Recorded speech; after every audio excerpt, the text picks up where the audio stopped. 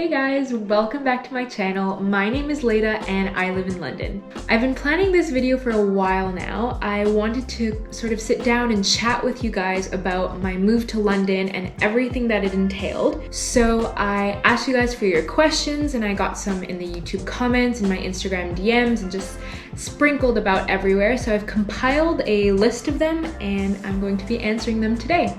So the first question is from a viewer on this channel who actually comes from the same city as me and is planning on moving to London shortly. So her question is, how is the situation here at the moment and would you recommend it? I mean, the situation is okay. Obviously, we're still in lockdown, the highest government tier there is right now.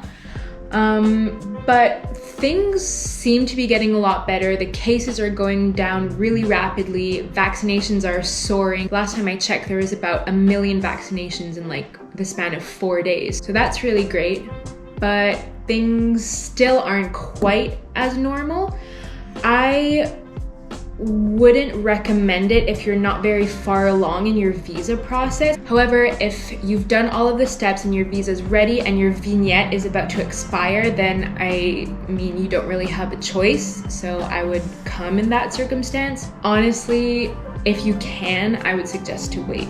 Because once you do come here, things are going to be more difficult for you. Things are locked down, so it will be harder to find an apartment. It'll be harder to find a job. I still haven't found a job and it's been 3 or 4 months that I've been here. So it is a struggle, I'm not gonna lie, and if you can postpone it, I definitely would until probably later spring when things start to open up again perhaps, and things start to get back to normal because of the vaccine. So the next question relates to that a little bit. Someone asks, should anyone plan to visit London in these times? I plan on visiting for the first time. No, I don't think anybody really should be traveling for pleasure right now. And even if you do, there's not much going on. You can't go to the museum, you can't go to the restaurants, there's nothing much for you to do. All you can really do is walk around, which in itself is really nice, but if it's your first time visiting, you want the full experience and you just won't be given that right now. Next question.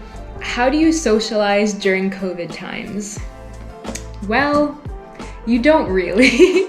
I mean, I've been here for, like I said, a few months now and I've not made any new friends really. I have 2 friends who I knew before moving here and I've seen them once only. It was actually the day before lockdown kicked in. We had a nice little walk and we went to an open air pub and everything. But since then I haven't really seen anyone. The only reasons I leave my house are to get fresh air and to go do some essential shopping. Technically you can go out and meet with one other person outdoors, but I'm a little reluctant to do so because when I first got here, Paul, my boyfriend, went out to a terrace to eat pizza with his friends. They were outdoors, they were pretty well separated, but a few days later, his friends called him and announced that they had contracted COVID. Thankfully, Paul was symptom-free and we isolated just in case after that. But it's such a huge risk that I don't think it's really worth it for our health and safety, and I just really haven't gone outside and socialized much. I rely mostly on Zoom calls, social media, etc. Next question is, what visa are you on? I am on a Tier 5 Youth Mobility visa. It's basically the same as a working holiday in other places. It's for people between the ages of 18 and 30 to be able to gain international work experience. And the fun thing about it is that you can move to the UK without having a job lined up, which is what I did and which worked really great because there weren't many jobs to be had during the pandemic. And the visa is valid for 2 years after you first enter the country. Next question is related to the last one, and it is, what was the visa process like and was it delayed because of COVID? The visa process was pretty easy, mostly done online. You go on the government website and you have to answer a whole bunch of questions about yourself, input your passport and all these details. I think the longest part of it was gathering the list of countries that I've been to in the last 10 years. I've been a lot of places in the last 10 years, so that was the most difficult thing. But after that, I think it took me realistically less than a day to compile all the information and to input it into the government website. After that, you have to book a biometrics appointment. The thing about that is that there's not an available location in the city where I'm from, Montreal. So I had to drive 2 hours to go to Ottawa and to do it there. They took my picture, they took my fingerprints, and they input a whole bunch of things into the system, and that was pretty much it. And there wasn't too much of a delay between my application and the time that I got my appointment. I'd say about maybe 2 weeks, and then 2 weeks after the appointment, I had an approved visa and they sent my passport back in the mail. Then once I got to the UK, I had 10 days to go get my biometrics residence permit, my BRP, and that was it, pretty much. Next question is about the apartment search. Where did you find your apartment, and is the rent very high? I actually moved to the UK after we found our apartment, so I'll bring in my boyfriend Paul to discuss the details. This is my boyfriend Paul. Hi. I'll repeat the question for you. Yes. Where did you find your apartment? So I found the apartment online. There's different platforms. Yeah, she found it. All the way across the pond. She was still in Montreal at the time. So I was here in London in an Airbnb and taking viewings and stuff. So we used two main sites, which are Zoopla and Rightmove. They're like online platforms where you have different real estate postings, and you can contact the real estate agencies through there. They have interactive maps and stuff. It's really quite useful. We also went on real estate agencies' websites. They have their own postings on there. They actually had some that weren't available on Rightmove and Zoopla, so I would cover all of your bases and find which real estate agencies are in the area that you want to look for, and then look on Zoopla and Rightmove, but adjacently also look on those sites too. Yeah, because sometimes, you know, those agencies, they keep the best properties for themselves, and they only upload them to Zoopla and Rightmove if they're having a harder time finding a tenant. So you should also, I think, go to websites like Chesterton's, Marsh & Parsons. These are all real estate agencies we used, and sign up, you know, to their newsletters. But don't make the mistake that I made. I think through Zoopla, I subscribed to every single real estate agent's newsletters, and so I was getting calls, I was getting emails, like angry emails, like, "Hi, I've called you 3 times, why aren't you answering me?" And I was just like, oh my god, I'm not even in the country right now, like, please leave me alone. And with the time difference, they were calling her at like, what, 4 a.m.? Yeah. So if you're gonna give your email address, I would go specifically to real estate agencies on their websites to make sure you only get, you know, their emails. Next question, is the rent very high?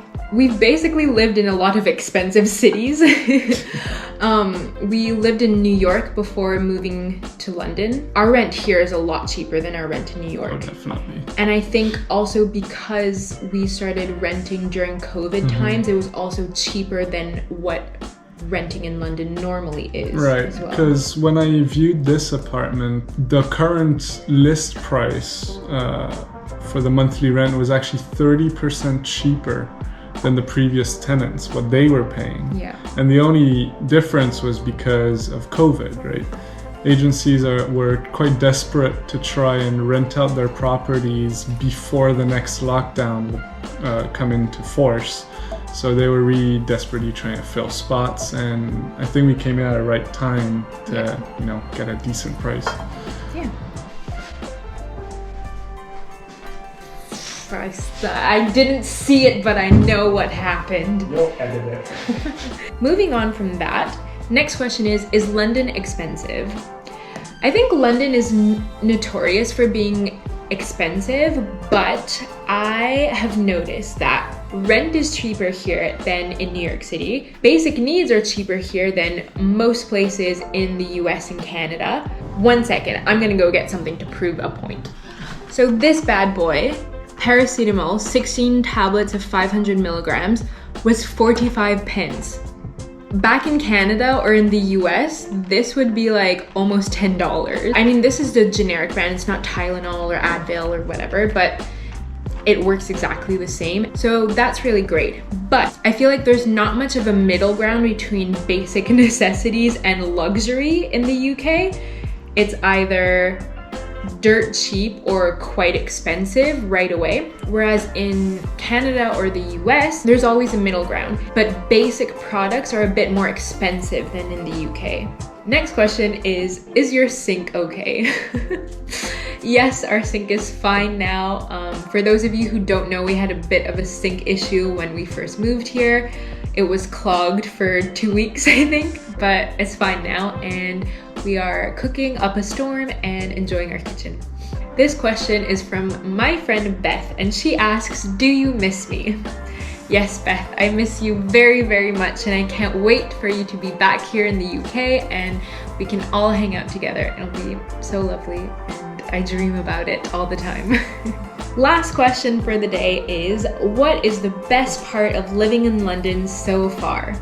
Well, it's been challenging to say the least, but honestly, I just love being able to leave my apartment for fresh air and a walk, which I am allowed to do, and be able to walk around the neighborhood where I live in on cobblestone streets and old historical houses, and be able to pass by places that have such historical significance.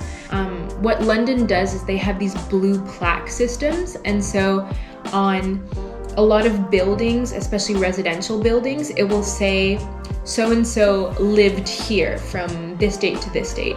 And I just happened to pass by Agatha Christie's house, the discoverer of King Tut's tomb, and Mary Poppins' author, and so many more just out of pure happenstance. So I think that's probably one of my favorite parts about living in London, is just being in such a rich cultural and historical place. I hope you guys enjoyed these questions and my answers. I hope it was somewhat helpful, and thank you so much for tuning in today. I'll see you next time. Bye.